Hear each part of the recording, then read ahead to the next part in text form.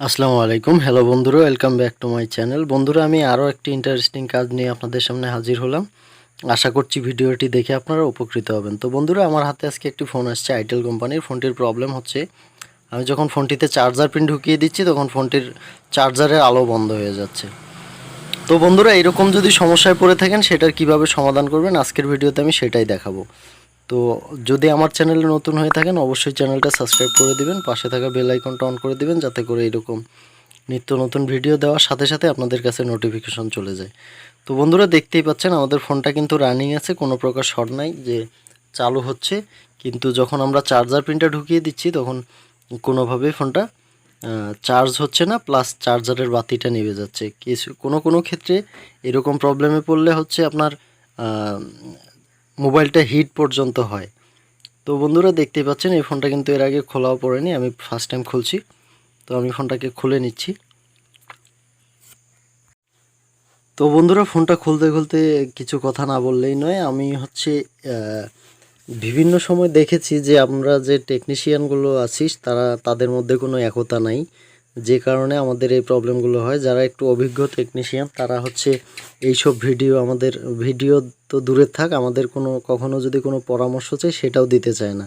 তো সেজন্যেই আমি ইউটিউবে এইগুলো ভিডিও আপলোড করার সিদ্ধান্ত নিই।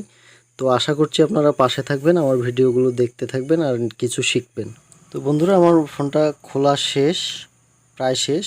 তো আমি যেটা করব, আমি একবারে পুরোপুরি বডি থেকে আলাদা করে ফেলবো যাতে করে আমাদের কাজ করতে কোনো প্রবলেম না হয়। তো বন্ধুরা, এই প্রবলেমগুলো হয়ে থাকে মূলত ওভার ভোল্টেজ ঢোকার কারণে ফোনের মধ্যে চার্জার পিন দিয়ে, বা যখন আকাশ চমকে তখন অনেক সময় এইরকম প্রবলেমগুলো হয়ে থাকে। তো বন্ধুরা, এই ফোনটার ক্ষেত্রে আমি প্রথমে যেটা করব সেটা হচ্ছে আমি আগে চেক করে নিব। আমি যেহেতু খুলে ফেলেছি, আমি এর আগে একটু চেক করা দরকার ছিল যে কোনো রকম শর্ট আছে কিনা ফোনটাতে। তো আমি যেটা করব, আমি মাল্টিমিটার দিয়ে আগে ফোনটাকে শর্টটা চেক করে নিব। তো দেখুন, আমি ডায়োড রেঞ্চে রাখলাম, রেখে এই যে দেখতেই পাচ্ছেন আমাদের ফোনটা কিন্তু কোনো রকম শর্ট দেখাচ্ছে না। তো এই যে দেখুন বন্ধুরা, আমাদের কিন্তু ফোনটা কোনো রকম শর্ট দেখাচ্ছে না। দেখতে পাচ্ছেন আমাদের ফোনটা কিন্তু কোনো রকম শর্ট দেখাচ্ছে না। তো আমি যেটা করব, আমি ব্যাটারি কানেক্টরের পাশে যে ক্যাপাসিটর বা যে এখানে দেখবেন একটা চার্জের জন্য যে একটা ডায়োড ব্যবহার করা হয়েছে, এটাকে আমি চেক করে নিলাম। তো বন্ধুরা, আমি যেটা করব এবার, ম্যাক্সিমাম এইগুলো প্রবলেমে পড়লে আপনার 99% বা 90% চান্স থাকে যে এই যে কয়েলটা দুঃখিত, যে ডায়োডটা ইউজ করা হয়েছে এই ডায়োডটা হচ্ছে শর্ট হয়ে যাওয়ার কারণে আমাদের এই প্রবলেমটা প্রায় 90% হয়ে থাকে। আমি অনেকগুলো ফোন দেখেছি যেগুলোতে হচ্ছে এই ডায়োডটা প্রবলেম হওয়ার কারণে, ডায়োডটা পুড়ে যাওয়া বা শর্ট হয়ে যাওয়ার কারণে আমাদের এই প্রবলেমটা হয়ে থাকে। ডায়োডটা আসলে ওভার ভোল্টেজটা যখন ঢুকে তখন হচ্ছে ও নষ্ট হয়ে গিয়ে আমাদের সেটটাকে বাঁচিয়ে রাখে। তো এই ক্ষেত্রেও সেটা হতে পারে। তো বন্ধুরা, দুঃখিত, আমাদের এই ডায়োডটা ওঠানোর পরেও কিন্তু আমাদের এই যে প্রবলেমটা ছিল, চার্জার ঢুকিয়ে দিলে চার্জারের বাতি নিভে যাওয়া, সেই সমস্যাটার সমাধান হয়নি। তো আমি যেটা করব এবার, যেহেতু আমাদের ডায়োডটা প্রথম সন্দেহ ছিল, তো এবার আমি যেটা করব, আমি চার্জার পিনটাকে উঠিয়ে ফেলবো। চার্জার পিনটাকে উঠিয়ে আমি নতুন একটা চার্জার পিন লাগিয়ে দেখব যে আমাদের সমস্যাটা যাচ্ছে কিনা। তো বন্ধুরা, আন্দাজি আমাদের আসলে কোনো কাজই করা উচিত না। আমি এর আগে অন্য একটা ফোনে আমি প্রথমে চার্জার ঢুকিয়ে দেওয়ার পর চার্জারের বাতি নিভে যাওয়া প্রবলেমের জন্য আমি অন্য একটা ফোনে আগে চার্জার পিনটাই উঠিয়ে ফেলেছিলাম। পিনটা উঠিয়ে তারপর আমি নতুন একটা চার্জার পিন লাগিয়েও দেখেছিলাম যে সেম সমস্যাটা রয়ে গিয়েছে। সেজন্য তারপর আমি যেভাবে সমাধান করেছিলাম, এই যে ডায়োডটা ইউজ করা হয়েছে, এই ডায়োডটা ওঠানোর পর আমাদের সমস্যাটার সমাধান হয়েছিল। তো সেজন্য আমি প্রথমে ডায়োডটা উঠিয়েছি আজকে। তো ডায়োডটা উঠিয়ে দেখছি যে আমাদের ডায়োডটার মধ্যে প্রবলেম ছিল না। ডায়োড ওঠানোর পরেও কিন্তু আমাদের যে চার্জার ঢুকিয়ে দেওয়ার পর বাতি নিভে যাচ্ছিল। তো এই জন্য আমি প্রথমে ডায়োডটা ওঠানোর পর এবার আমি দ্বিতীয় স্টেপে আমি হচ্ছে চার্জার পিনটা চেঞ্জ করে দিচ্ছি।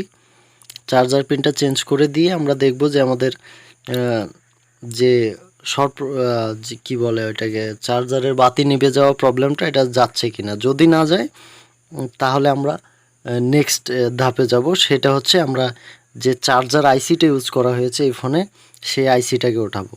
তো আমরা ধাপে ধাপে কাজ করব, কারণ আমরা যদি আন্দাজি কাজ করি দেখা যাচ্ছে যে তখন আমাদের অনেক সময় নষ্ট হয়, প্লাস হচ্ছে যেটা আসলে প্রবলেম সেটা আমরা আইডেন্টিফাই করতে না পারার কারণে আমাদের কাজটা একটা হিজিবিজি হয়ে যায়। তো সেই জন্য আমরা কাজ করার সময় প্রত্যেকেই চেষ্টা করব যাতে করে আমাদের স্টেপ বাই স্টেপ কাজটা করতে পারি। তো বন্ধুরা, আমি ডায়োডটা এই কারণেই আগে উঠিয়েছি পিনের আগে, কারণ হচ্ছে ডায়োডটা পিনটা চেঞ্জ করার চেয়ে সহজভাবে ওঠানো যায়, সেজন্যই আমি ডায়োডটা উঠিয়েছি। তো এইবার আমি চার্জার পিনটা রিপ্লেস করে দেখব যে আমাদের প্রবলেমটা যাচ্ছে কি না। যদি সেক্ষেত্রেও না যায় তখন আমরা নেক্সট ধাপে যাব, সেটা হচ্ছে আমরা চার্জার আইসি বা যে R2 যে রেজিস্টরটা ইউজ করা হয়েছে সেইটাও চেঞ্জ করে দেখব যে আমাদের প্রবলেমটা যাচ্ছে কিনা। তো আগে আমি চার্জার পিনটাই লাগিয়ে দেখছি যে আমাদের প্রবলেমটা গিয়েছে কিনা। তো বন্ধুরা, আমার চার্জার পিন বসানো শেষ। এবার আমি যেটা করব, চার্জার পিনের যে পিনগুলো আছে ওগুলোকে আমি সোল্ডারিং করে নেব ভালো করে, যাতে করে বডিতে ভালোভাবে লাইনটা পায়।